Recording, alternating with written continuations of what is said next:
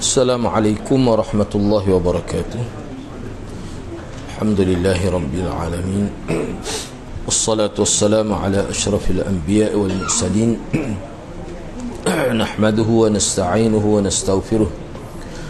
Wa na'udzu billahi min shururi anfusina wa min sayyiati a'malina. Man yahdihillahu fala mudilla lahu wa man yudlil fala hadiya lahu. Rabbi shrah li sadri wa yassir li amri wahlul 'uqdatam min lisani yafqahu qawli. Amma ba'd. Alhamdulillah, bersyukur kepada Allah Subhanahu wa taala kerana dapat bersama pada malam ini. Insya-Allah pada malam ini saya kesambung perbincangan pada muka surat 94 itu, Binaul Ka'bah, iaitu membangunkan Kaabah.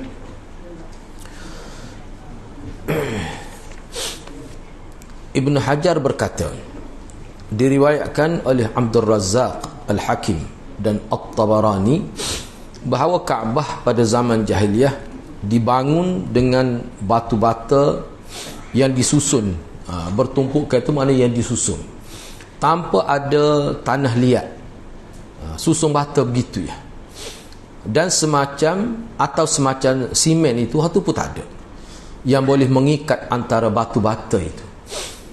Ukuran tingginya mana sekadar boleh dimasuki oleh anak kambing, berbentuk seperti lingkaran huruf D itu.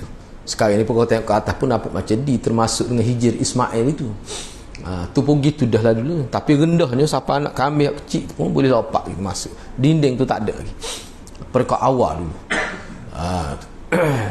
Dinding tu ada dah, cuma rendah, sebab tu dia sebut anak kambing boleh masuk tu. Gitu saja. Kalau ni ada gambar dia ni dalam internet pun ada, dia buat gambar dia. Kaabah pada waktu itu tidak ada atap lagi, kosong begitu ya bahagian atas ni. Bahkan kainnya ditutupkan di atas lalu terurai ke bawah dan memiliki dua sudut. Dua sudut tu maksudnya bucu tak ada dua lah, sebab dia sepedi tu. Nampak tu? Bentuk dia sepedi kan, jadi bucu tak ada dua je lah. Rumah-rumah penduduk mengelilingi Kaabah pada waktu itu. Dalam riwayat Bukhari daripada Amr bin Dinar dan Ubaidillah bin Abi Yazid, beliau berkata, pada zaman Nabi SAW, Kaabah ni tidak memiliki tembok atau dinding lah yang mengelilinginya, sehingga tibalah pada zaman Umar bin Al-Khattab radhiyallahu anhu dan beliau telah membangunkan tembok di sekeliling Kaabah itu. Maknanya asal tu jadi duduk dalam lah. Tembok tu tujuan dianya adalah sebagai penghalang. Jadi kata Ubaidillah, dia kata dinding Kaabah tu pendek saja, mana tidak tinggi lah, rendah lah maksudnya kalau tengok ada teks Arab tu. Kemudian ditinggikan oleh Ibnu Zubair.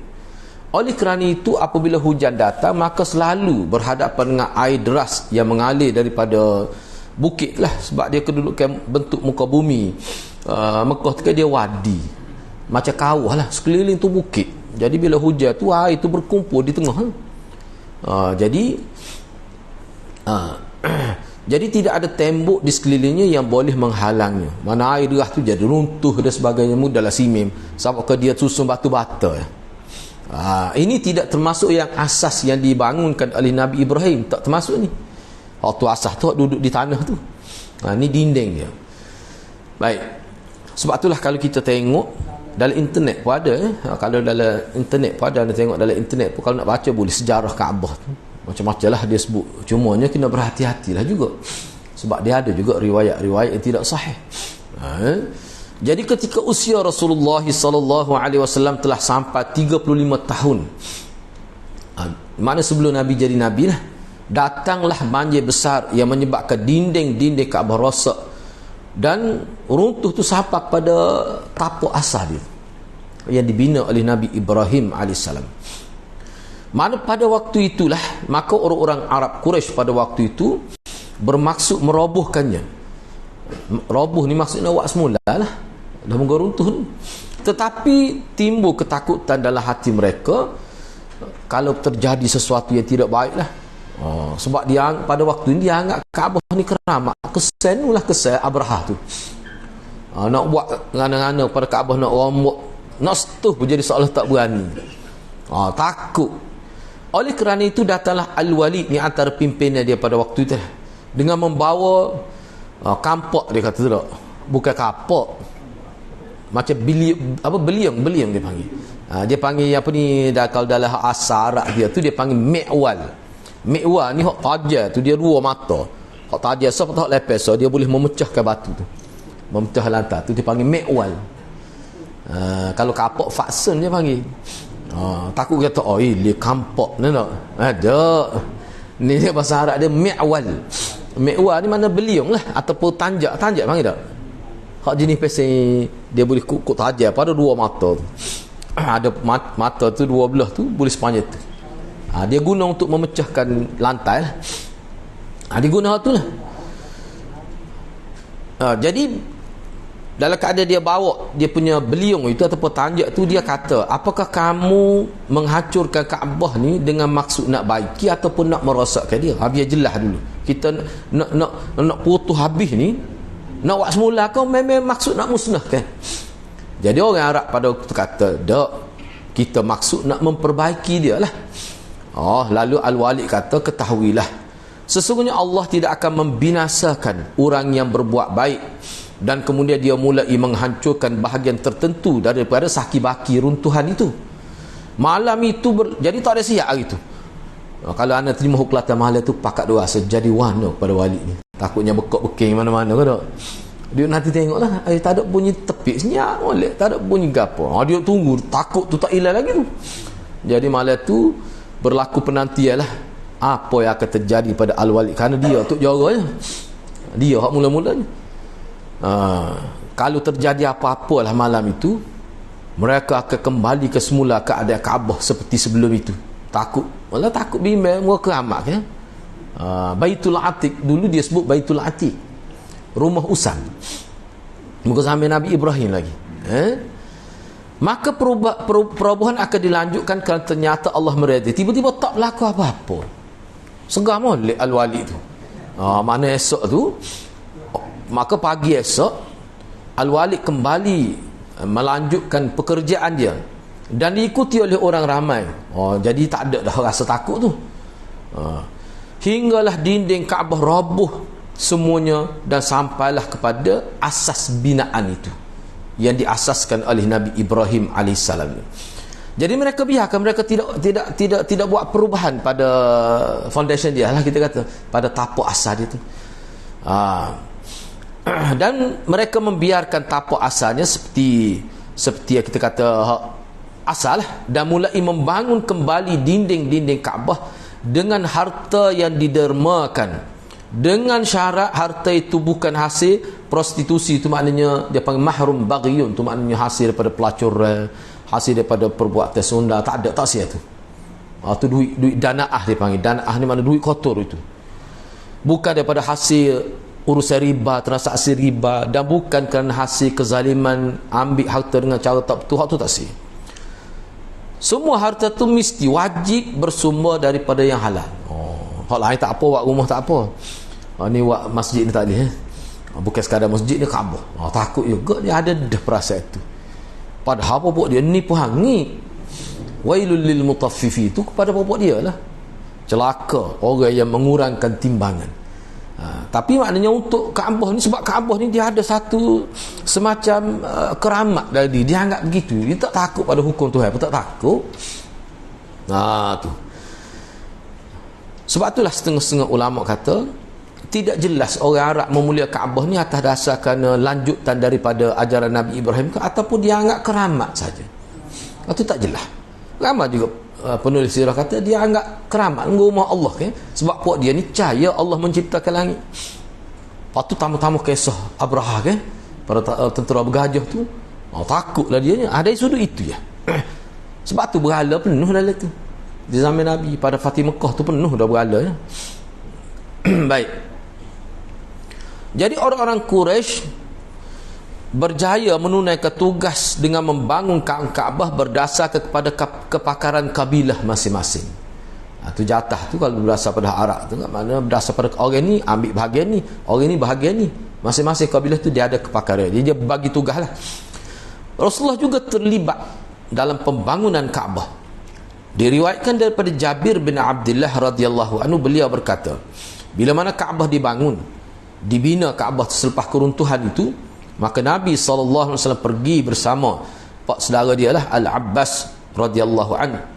Mereka berdua mengangkat batu bata tu.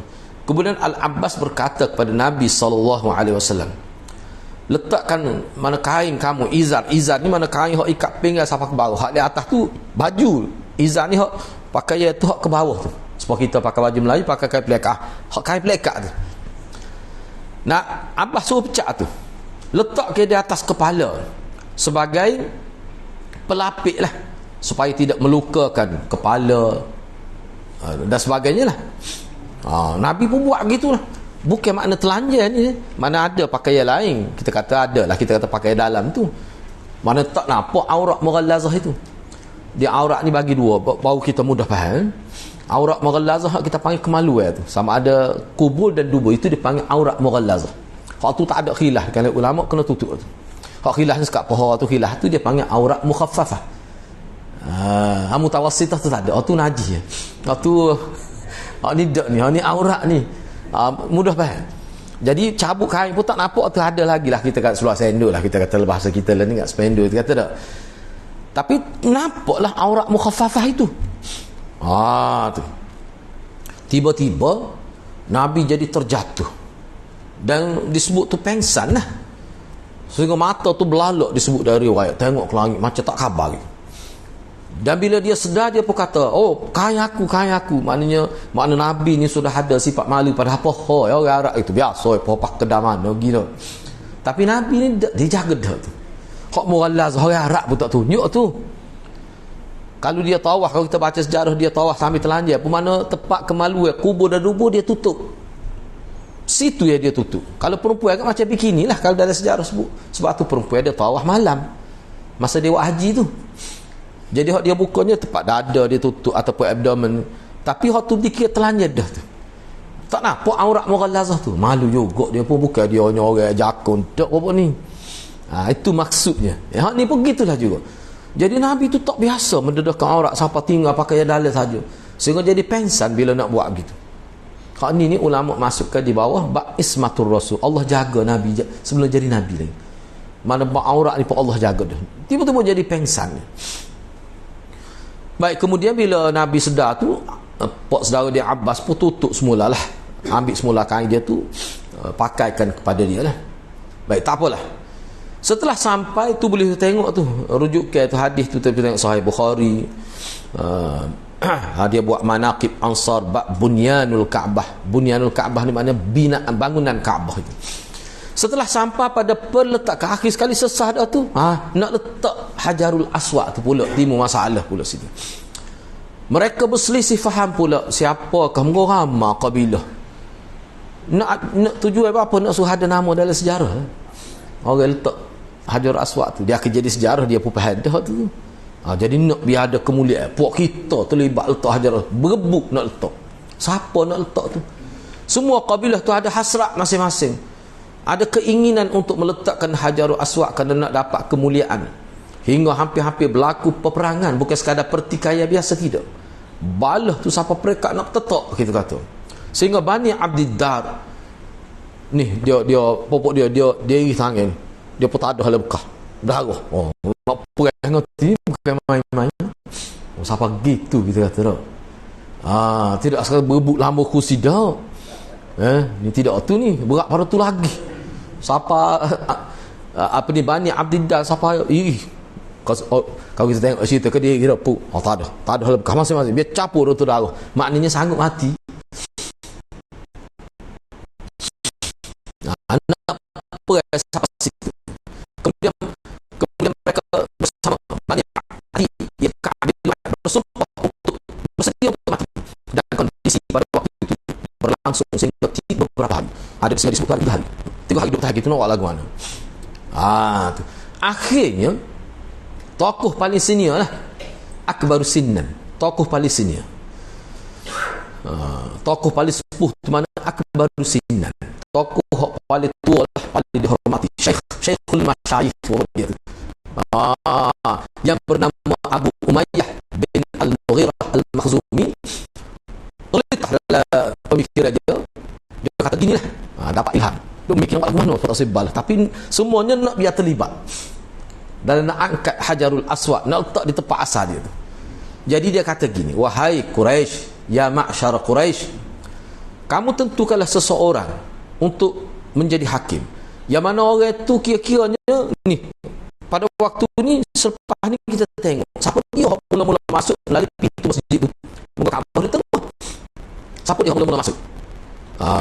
Maka hak mula-mula masuk tu selepas ni, selepas keadaan kita, siapa dia yang masuk lepas ni? Dia lah yang akan jadi orang tengah untuk menyelesaikan kita sebagai qadhi lah, sebagai hakim. Mereka menerima tawaran itu dan tunggu, mereka tunggu siapa kegerangan dia pertama kali masuk masjid. Dan dia tunggu siapa dia yang masuk lepas ni. Moga WhatsApp tak ada WhatsApp telefon dah buat kita tu. Cepat lama gitu. Tunggu tiba-tiba dan ternyata masuk itu adalah Muhammad sallallahu alaihi wasallam. Bila pokok mereka tengok, mereka pun kata, ni orang yang paling kita percaya, seorang yang mempunyai nilai integriti yang tinggi lah. Dia ni Muhammad. Kok kita buh dia nama Al-Amin tu, yang paling amanah tu. Setelah Nabi sampai, mereka menceritalah kepada dia, ni siapa nak buat, nak totok dah ni buat kita ni, nak totok ni, mana kalau tak ada orang lepas ni, mungkin berlaku lah, mungkin sampai jahiliah, mungkin boleh berlaku sungguh. Kemudian Nabi pun, kita buat gini, kata Nabi pun memperkata satu kain yang ada empat segi, lalu Nabi ambil Hajarul Aswad, dia letak di tengah kain tu. Jadi Nabi dia pun Hajarul Aswad, buat dia pegang kain. Tapi tak boleh bayar tu, takutnya telit tahu dia belum. Jadi bayar dia buat dia tu tak ada nak mikir tu. Jadi Nabi dapat kemuliaan ambil Hajarul Aswad, letak tu. Oh dia masa-masa dia pegang kain. Kemudian Nabi pun kata kepada setiap kabilah, hendaklah setiap kabilah memegang setiap ujung kain dan mengangkat Hajarul Aswad ke tempatnya. Setelah itu Nabi pula dia ambil letak di tempat tu. Dengan demikian terhindarlah pertumpahan darah di kalangan orang Quraisy sesama mereka.